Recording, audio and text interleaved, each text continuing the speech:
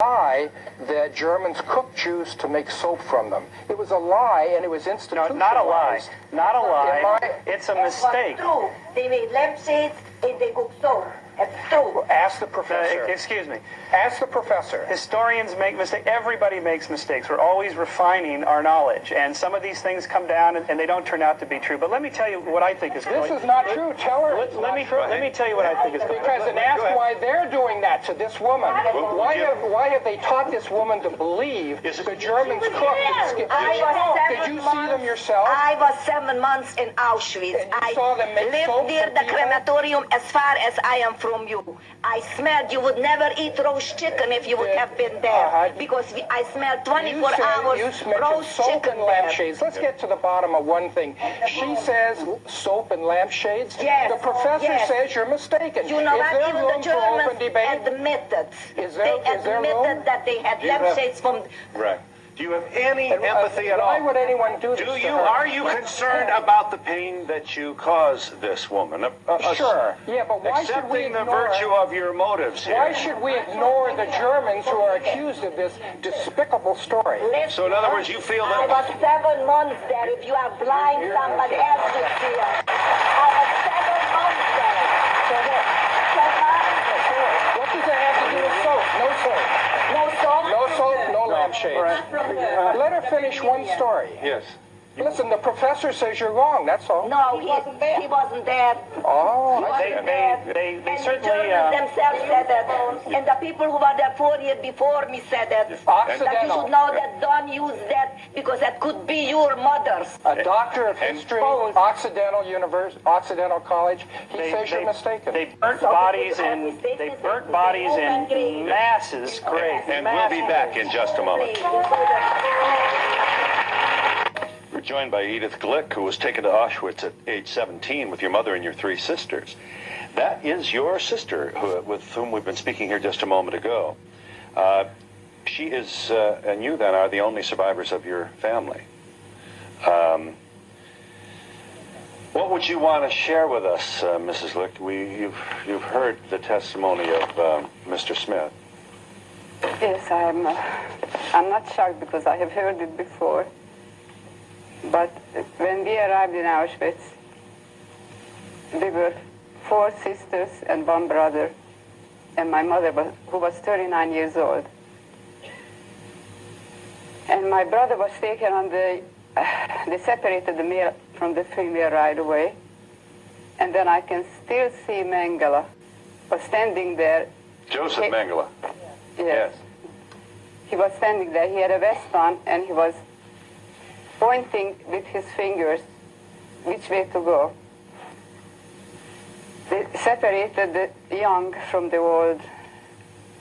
And my sister and myself, he directed on one side, and my mother and the 2 younger sisters on the other side with the old people. My mother was still 39 years old, and my 2 younger sisters started crying terribly that Mengele separated them.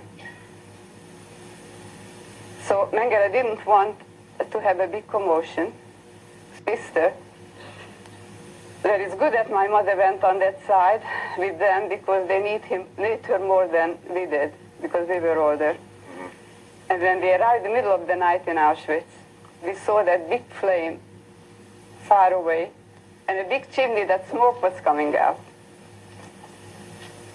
And that group that my mother and younger sisters and a bunch of older and younger people marched towards that big flame, and we never saw them again.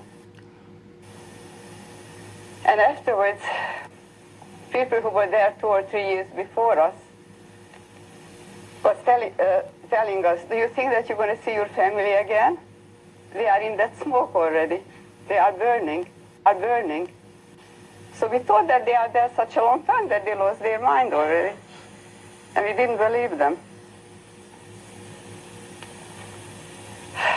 But they kept telling us, and people who was working in the crematorium and the gas chambers for about 6 weeks, they came back at night and they told us what they saw. That people were gassed And then they were transporting people from the gas chambers to the crematorium. Right. And after 6 weeks, they disappeared because they were gassed themselves. The Germans, they were working very systematically. They didn't want any living proof. Yes. I believe you. I believe what you say. I would say Mr. Smith believes what you say. But Mr. Smith calls attention to the fact that the testimony is always someone who talked to someone who heard someone.